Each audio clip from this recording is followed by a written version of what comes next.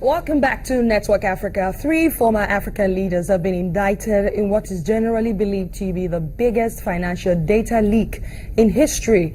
In an 11 million-page document released by a Panamanian law firm, Mossack Fonseca, the report shows how Mossack Fonseca has helped clients launder money, dodge sanctions, and evade tax.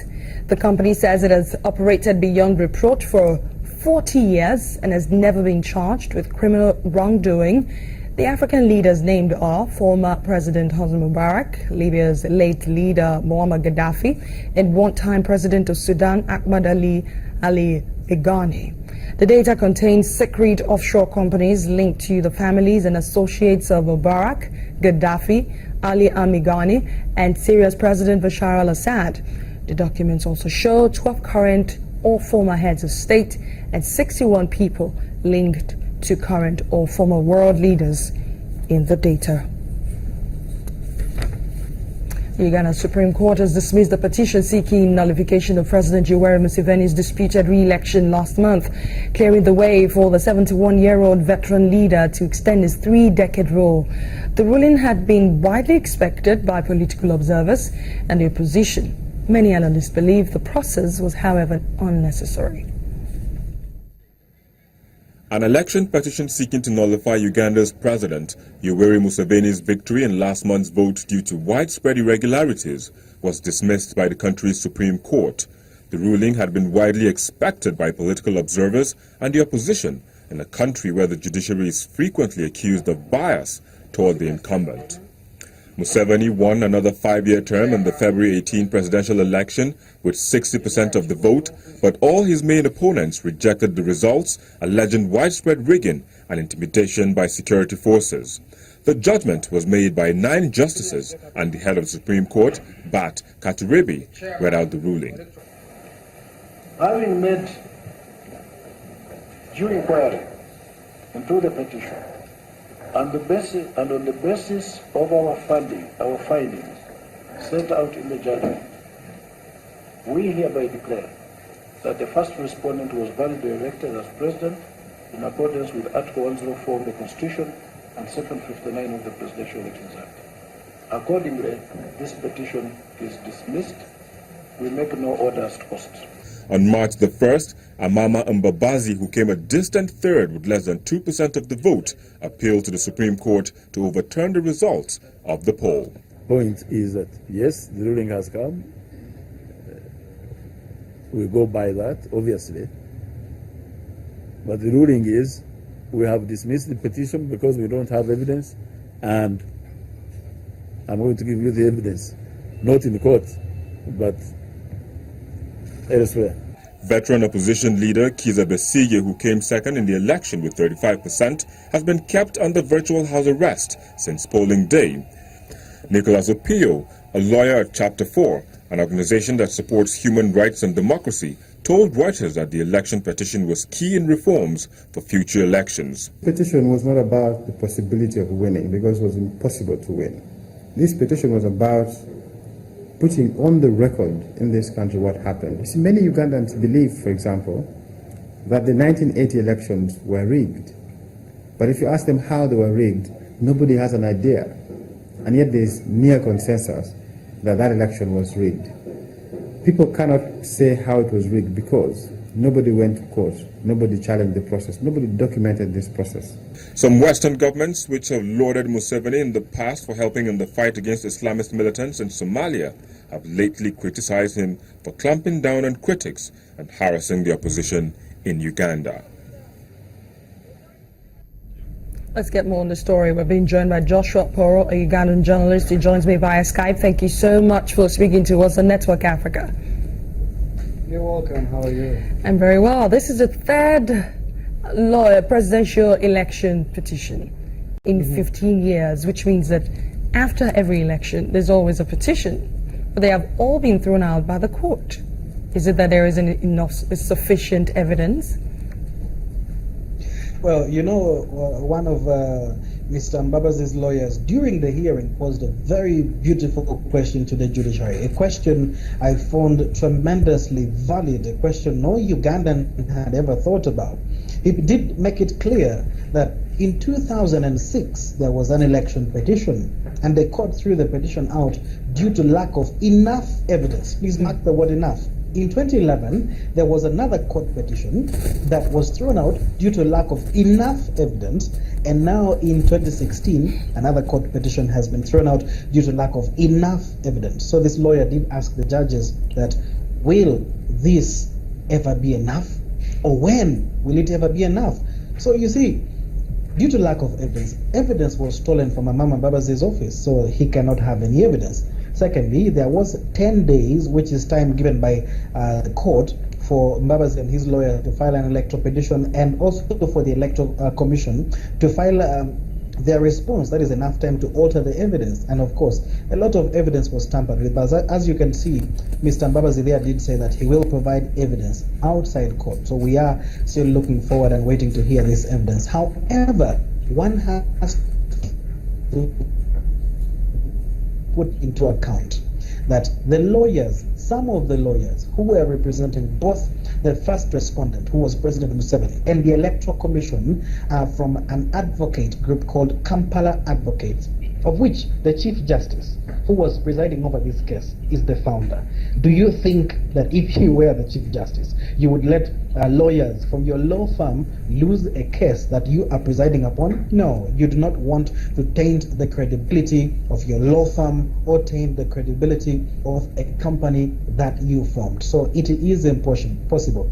The judiciary in Uganda is not at any one moment impartial. We cannot even trust the results that come from them, because you see, the Chief Justice is appointed by the President, and so are the other judges. So if you still want your job, what do you have to do? Play by the books. That's quite a revelation right there, Joshua.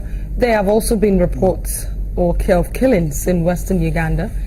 And there are theories also which state that these are linked to post-election violence. What's your take?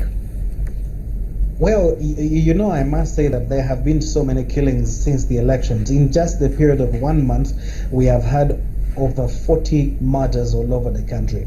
A police station was attacked in one of the eastern districts in eastern Uganda called Kapchorwa, and 2 policemen were killed. But most of the killings have been coming from western Uganda in a place called Kasese. Now, yesterday, 2 UPDF soldiers, that is the Uganda's People's Defense Forces, or the military of Uganda, were shot dead near the palace of a local chief. Now, there has been a lot of controversy coming up where government and the Inspector General of Police is alleging that this local chief actually is the one responsible for the attack on the police and the army in western Uganda. So when he sent army men to go and patrol near this man's palace, the local guards shot them dead. So yesterday, 3 people were murdered, 2 UPDF soldiers and 1 man who was riding a motorcycle on which these UPDF soldiers were actually seated. One of the soldiers, luckily and miraculously, escaped unhurt. And right now, as I'm talking, the palace of this chief has been surrounded by the military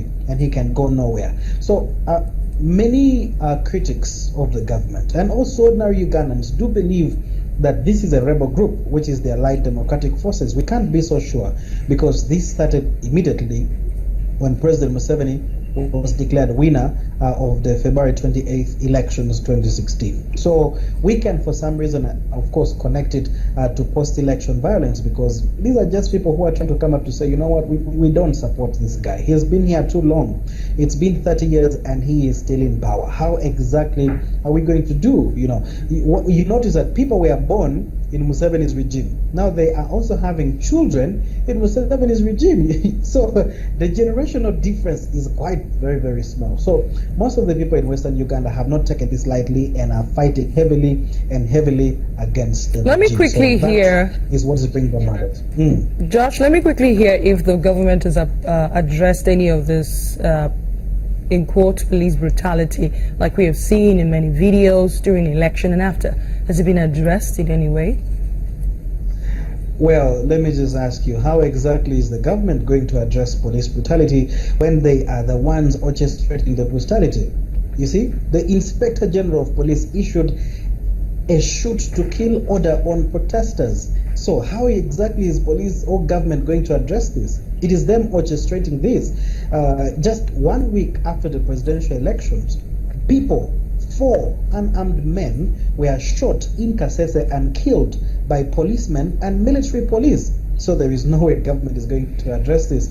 It's their own crime. It is something they orchestrate. So there's nothing to do about it, and there's nothing Ugandans can do about this at the end of the day. Ugandans are not like people in the Arab Spring who came together and formed a revolution against Mubarak, against Gaddafi, and all the others. That's not how it is here. It's quite a dire political situation right there, like that you have described for us in Uganda, and I'm sure the international community is watching to see how indeed to set the records right again in Uganda.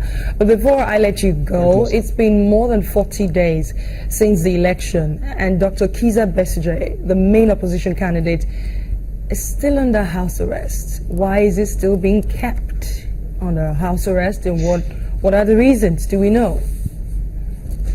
You see, Dr. Kizza Besigye is actually my neighbor. He stays about 1 kilometer away from my home, and sometimes it's difficult to access my home because there is police deployment all over the place. We can't get home. So the house arrest of Dr. Besigye does not only affect him, it affects his neighbors, it affects his friends. If you are to go and see Dr. Besigye, you have to sign in a visitor's book that is being manned by the police. They take photos of you. Now, Dr. Kizza Besigye, during the entire campaign period for the presidency, he brought what we call the defiance campaign, campaigning against every law that these people have put in place. And the government was saying until he denounces his defiance campaign, they're not going to let him go. Secondly, they hope that Dr. Besigye, if let out of his home, would destabilize the court ruling and disorganize everything, because he has a very big following in the country. But unfortunately, the court ruling has been made, and still he's locked down.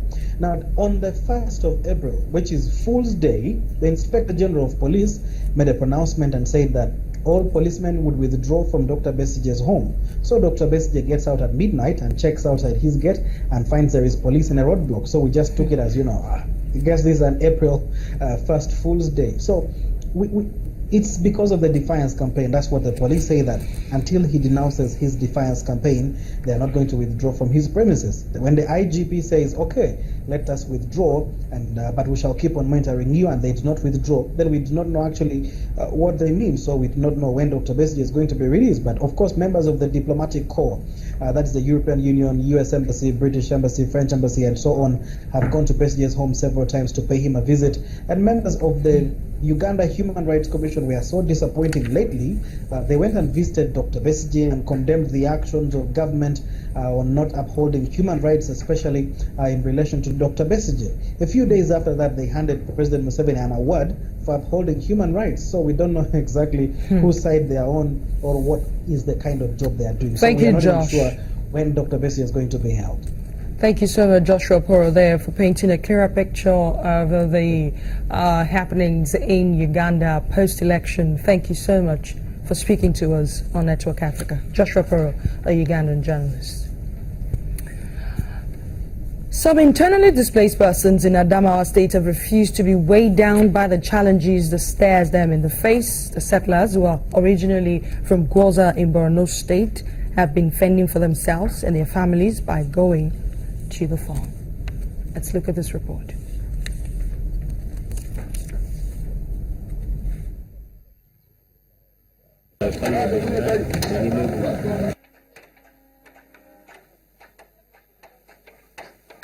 As indigenous of Adamawa State, the person who is bringing this facility is not from here.